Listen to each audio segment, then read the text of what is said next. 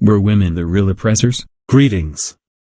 Today's topic is a result of a Twitter poll, and I'll try to cover the topic from different perspectives. If you want to react or comment, please watch the whole length. I won't summarize this time. This problem has multiple layers to it. There is psychological, meaning there are different types of people. Tactical. Classist, meaning women were not treated the same in high classes and low classes. Denial, meaning sometimes they won't confess their real desires to themselves. The lack of violence, this speaks for itself. Amazons and why there are no more of them. Let's see the most obvious point first, denial. If men oppressed and forced women, oh they did, why didn't women just flee? There were some who did. There were Amazons in all women communities. There were women who moved just outside of cities to the bog to live alone and be labeled as a witch. There were nuns in monasteries. Even nowadays there is a movement in Korea called the 4B. It is the refusal of heterosexual marriage, childbirth, romance, and sexual relationships. Why didn't all women just run away and founded all women states? It was possible to hide from men in the old era. The area-population ratio allowed it well. It was possible to only show up to mate. Some did it, why not the rest? Because deep down, without the hopes of an eternal life, they all just wanted to reproduce. Okay, but why not in an all-female state? It is just speculation from my side, but most women develop this motherly strictness in their personality after a certain age. The reason a lot of them want a funny guy, who can make them laugh, is because they would not laugh otherwise. They just stick up a stake at their ass, and stay rigid until death. Don't misunderstand me, men have this too, but much later. Women start rigidity at around 20. They don't dare to enjoy, let's say, a morbid or gore joke, because the communal spirit is greater in them than the individualism of the self. But that's a long story. Let's move on. Sultanas, queens, and how they did not make women leaders. It's interesting how historically women used to rule from the background. Only a few stepped out to openly be a queen, and yes, they needed a former king to be brave and strong enough to suggest such a big change, allowing women to inherit the crown, but don't forget many have had almost full influence on their offsprings, and the child king was only namely the ruler, while the regent mother had all the decisions. Yet none of those regent mothers ordered or just implanted ideas in the young child's head to make queen mother successors. Why? Because women like to rule from within the shadows. It allows a certain type of safety. If there is a rebellion, it will be the namely king who gets torn apart, tortured, imprisoned. While the true ruler in the shadows can hide and plot the big return. Even in today's politics, for example in North Korea, we can see how Kim Yo-jong, Kim Jong-un's sister, is not the official supreme leader, but technically, she almost functions as one. My personal side note conspiracy theory is, that the Illuminati TM, or whatever shadow government we have, is mostly consist of women. But I have no proof of this.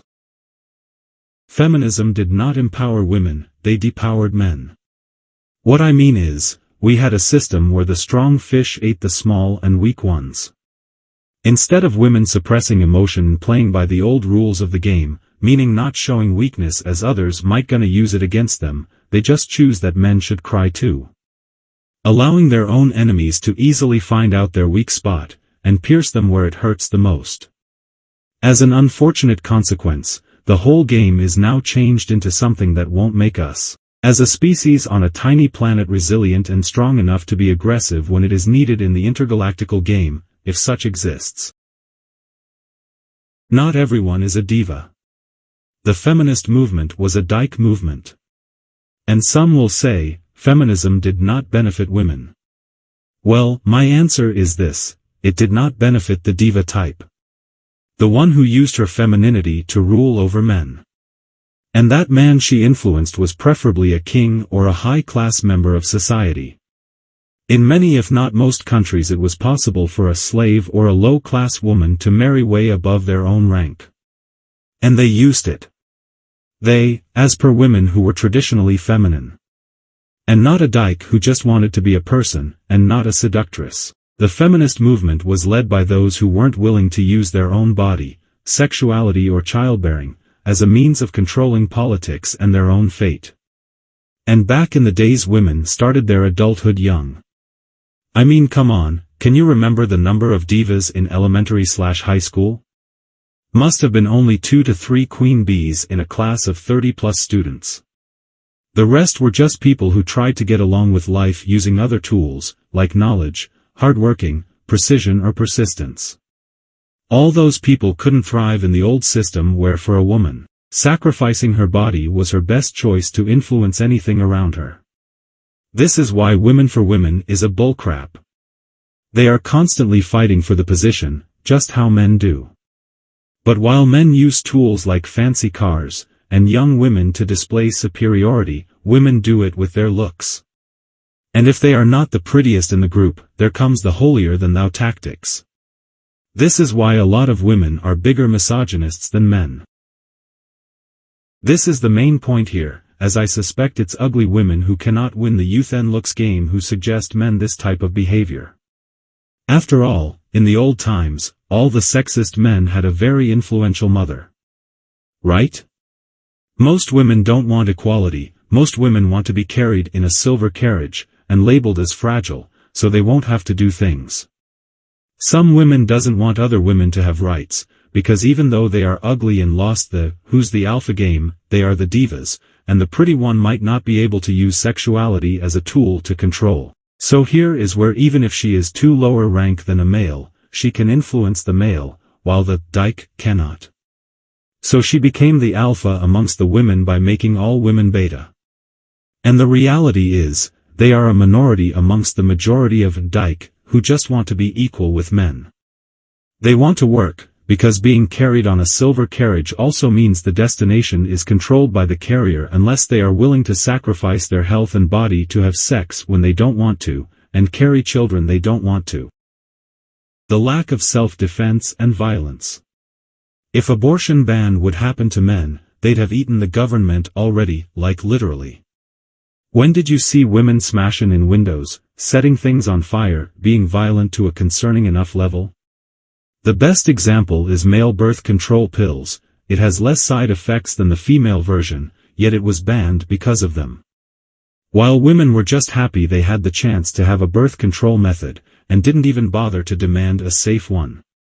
This passive-aggressive nature is the real problem we all face, and this goes on by choice. Queen bee women rather get raped and abused, instead of killing and a taker. Later they blame the man, and give a bad reputation to all the women who would have just stung an eye. They claim women are weak, because they want to be seen as helpless and weak. In reality a fight is determined by speed and a sharp mind. We all know the story about David and Goliath, right? The end. Or not.